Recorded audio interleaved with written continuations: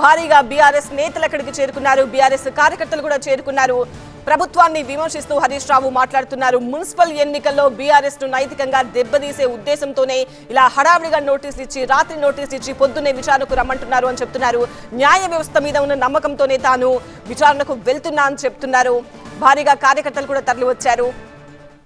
చట్టపరంగా పోరాడతాం. నీ నోటీసులకు నీ కేసులకు బీఆర్ఎస్ భయపడదు. నీ తాటాకు చెప్పులకు అసలే భయపడదు.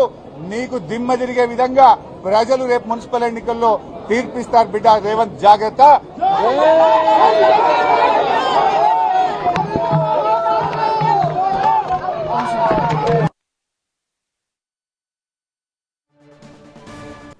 ఎన్ని నోటీసులు ఇచ్చినా కూడా భయపడేది లేదు అంటున్నారు మాజీ మంత్రి హరీష్ రావు. విచారణకు హాజరవుతాను, ధైర్యంగా ఎదుర్కొంటాను. కోర్టులు, కేసులు, పోలీస్ స్టేషన్లు, విచారణలు ఇవేమి మాకేమీ కొత్త కాదు. ఉద్యమకాలం నుంచి కూడా ఇవన్నీ ఫేస్ చేసి వచ్చిన వాళ్ళమే.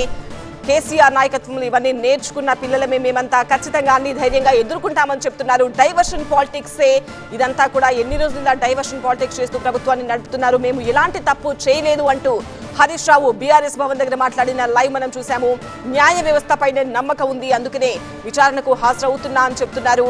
ఎన్ని రకాలుగా విచారణలు, నోటీసులు ఇచ్చినా కూడా హామీలపై మాత్రం నిలదీస్తూనే ఉంటాము. బీఆర్ఎస్ పార్టీ ప్రశ్నిస్తూనే ఉంటుంది అంటున్నారు హరీష్ రావు. ప్రభుత్వంలో జరుగుతున్న అవినీతిని బయట పెడుతూనే ఉంటామంటున్నారు.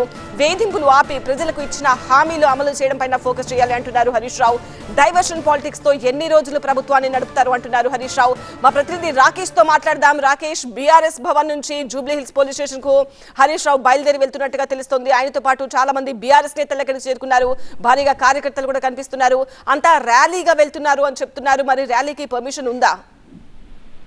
పర్మిషన్ లేదు. పోలీసు కూడా బ్యారికేడ్లు పెట్టి ఎక్కడికక్కడ ఆపేందుకు, ఫిల్టర్ చేసేందుకు రెడీగా ఉన్నారు. తెలంగాణ భవన్ నుంచి బయటకు వచ్చే క్రమంలో కొన్ని వెహికల్స్ ని, అక్కడ నుంచి కొంచెం ముందుకెళ్ళాక క్యాన్సర్ హాస్పిటల్ దగ్గర కొన్ని వెహికల్స్ ని, అక్కడ నుంచి ఇంకొంచెం ముందుకెళ్ళాక చెక్ పోస్ట్ దగ్గర కొన్ని వెహికల్స్, లేదా అంతకంటే ముందు కొన్ని సర్కిల్స్ లో ఎన్టీఆర్ సర్కిల్లో, ట్రస్ట్ భవన్ సర్కిల్లో కొన్ని వెహికల్స్ ఆపేందుకు సిద్ధమయ్యారు.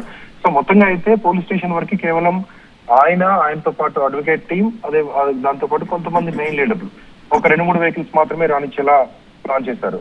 కార్యకర్తలు ఎక్కువగా ఉన్నారు తెలంగాణ భవన్ దగ్గర. అక్కడే ఆపితే వాళ్ళు ఆవేశపడతారు, కొంత వాగ్వాదం అవుతుంది, లేకపోతే గొడవ చేస్తారనే ఉద్దేశంతో పోలీసులు కొంత కంట్రోల్డ్ గా వ్యవహరిస్తున్నట్టుగా తెలుస్తుంది. హరీష్ రావు అయితే బయలుదేరారు. 11 గంటలకు, ఖచ్చితంగా 11 గంటలకు నేను హాజరవుతాను, టైం కూడా అడగట్లేదు అన్నట్టుగా నేను 11 గంటలకు హాజరయ్యేలాగా ప్లాన్ చేసుకున్నారు. ఆయనతో పాటు గ్రేటర్ కి సంబంధించినటువంటి కొంతమంది ఎమ్మెల్యేలు ఉన్నారు, వివేక్ ఉన్నారు, అదేవిధంగా కొంతమంది ఉప్పల్ ఎమ్మెల్యే ఉన్నారు, అదే ఎల్బీ నగర్ ఎమ్మెల్యే సుధీర్ రెడ్డి ఉన్నారు. ఇంకొంతమంది ఆయనతో పాటు వెళ్తున్నారు. సో పోలీస్ స్టేషన్ వరకు వెళ్తారా, మధ్యలో పోలీసులు ఆపుతారా అనేది చూడాలి. ఆయన వెళ్తున్న క్రమంలో కార్యకర్తలు, అక్కడటువంటి ఆయన అనుచరులు, నాయకులందరూ కూడా పెద్ద ఎత్తున స్లోగన్స్ ఇచ్చారు. ప్రభుత్వానికి వ్యతిరేకంగా స్లోగన్స్ ఇచ్చారు, హరీష్ రావుకి పాజిటివ్ గా స్లోగన్స్ ఇచ్చారు. వాళ్ళందరూ కూడా గేట్ నుంచి ఆయన వెళ్తున్న టైంలో బయటకు రావడానికి ప్రయత్నం చేశారు. వాళ్ళందరూ ఒక్కసారిగా గేట్ నుంచి బయటకు వస్తున్న టైంలో గేట్ క్లోజ్ చేసి కొంతమందిని లోపల ఆపేశారు పోలీసులు. కేవలం ఆయన వెహికల్స్ వెనకాల ఆల్రెడీ బయట తెలంగాణ భవన్ బయట ఉన్నటువంటి వెహికల్స్ మాత్రమే అలౌ చేశారు. స్టేజ్ వైజ్ గా తెలంగాణ భవన్ దాటాక కొన్ని వెహికల్స్ ని, ఆ తర్వాత కొన్ని వెహికల్స్ ని, మెయిన్ సర్కిల్స్ దగ్గర కొన్ని వెహికల్స్ ఆపి ఫ్రంట్ లో ఉన్నటువంటి 3-4 వెహికల్స్ మాత్రమే అనుమతిస్తారు. మొత్తానికి పోలీస్ స్టేషన్ వరకు వచ్చే వరకు కేవలం 3-4 వెహికల్స్ మాత్రమే ఉంటాయి. ఎక్కడ స్లోగన్స్ ఇవ్వడము, లేకపోతే పోలీస్ స్టేషన్ దగ్గర కార్యకర్తలు పెద్ద ఎత్తున గుమిగూడడం వల్ల విచారణకు ఇబ్బంది అవుతుంది, అక్కడ రోడ్ లో ట్రాఫిక్ కూడా ఇబ్బంది అవుతుంది అంటూ పోలీసులు ఉదయం నుంచి చెప్తున్నారు. కాబట్టి పర్మిషన్ ఏం లేదు, కొంత స్ట్రిక్ట్ గానే పోలీసులు వ్యవహరిస్తున్నారు. రాకేష్, అడ్వకేట్స్ టీం కూడా హరీష్ రావుతో పాటు వెళ్తున్నారని చెప్తున్నారు. సో పోలీస్ స్టేషన్ వరకు అనుమతిస్తారా? అక్కడ లోపలికి కూడా వాళ్ళని అనుమతిస్తారా? ఎలా ఉంటుంది విచారణ?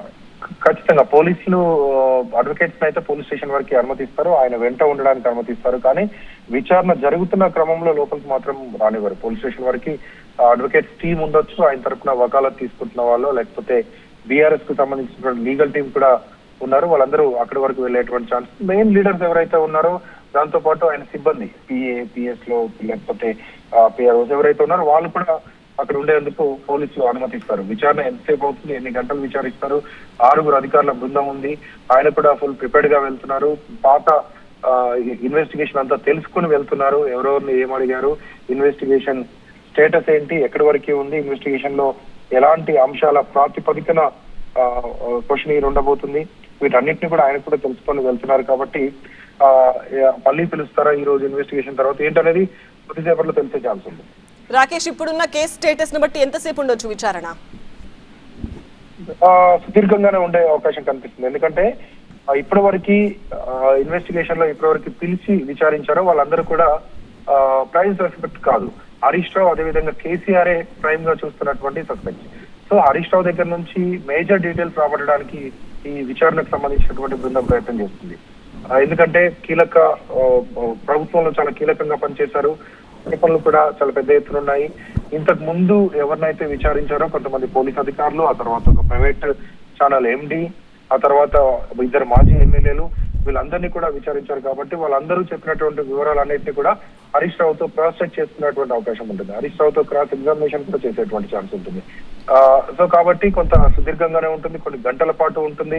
మధ్యాహ్నం లంచ్ అవర్ తర్వాత మళ్ళీ కంటిన్యూ అయ్యేటువంటి ఛాన్స్ ఉంటుంది. సో సుదీర్ఘంగానే విచారణ కొనసాగే అవకాశం అయితే కనిపిస్తుంది. రైట్ రాకేష్.